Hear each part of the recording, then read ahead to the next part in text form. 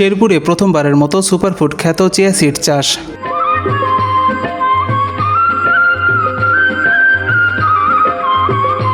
শেরপুরের কৃষি উদ্যোক্তা শিমুল মিয়া গত বছরের ডিসেম্বর মাসে 50 শতক জমিতে 5 থেকে 6 হাজার টাকা খরচ করে শুরু করে চিয়া সিডের চাষ।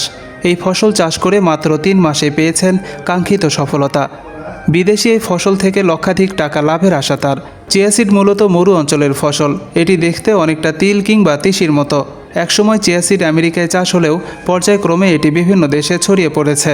তারই ধারাবাহিকতায় আমাদের দেশেও পরীক্ষামূলকভাবে চিয়া সিডের চাষাবাদ শুরু হয়। উচ্চ মূল্য ও প্রচুর পুষ্টিগুণে সমৃদ্ধ এই ফসল চাষ করে দৃষ্টান্ত স্থাপন করেছেন শিমুল মিয়া নামের এক কৃষক। শিমুল মিয়া জানান, এই ফসল চাষে খরচ ও রোগবালাই অনেক কম হয়। 1 বিঘা জমিতে 300 গ্রাম বীজ বপন করে 120 থেকে 130 কেজি চিয়া সিড পাওয়া যায়, যেখানে প্রতি কেজির বাজার মূল্য 500 থেকে 600 টাকা। সকল ধরনের দুশ্চিন্তা দূর করে চিয়া সিডের ফলন অনেক ভালো হয়েছে।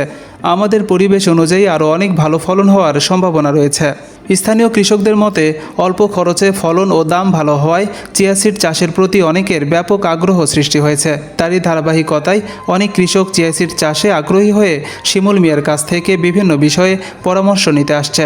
সম্প্রতি শেরপুর জেলার সদর উপজেলার তেঁতুলতলায় চিয়া সিডের উৎপাদন প্রযুক্তির ওপর মাঠ দিবস অনুষ্ঠিত হয়। এই সময় কৃষকদের মাঝে চিয়া সিডের সম্ভাবনার কথা তুলে ধরেন সরেজমিন গবেষণা বিভাগের কর্মকর্তারা। এই সময় কৃষকদের সব ধরনের সহযোগিতার আশ্বাস দেন তারা। সুপারফুড নামে পরিচিত চিয়া সিড একটি অত্যন্ত পুষ্টিকর খাবার। এতে রয়েছে দুধের চেয়েও 5 গুণ বেশি ক্যালসিয়াম, কমলার চেয়েও 7 গুণ বেশি ভিটামিন সি। তাই খাদ্য তালিকায় সপ্তাহে অন্তত 3 থেকে 4 দিন চিয়া সিড রাখার পরামর্শ চিকিৎসকদের।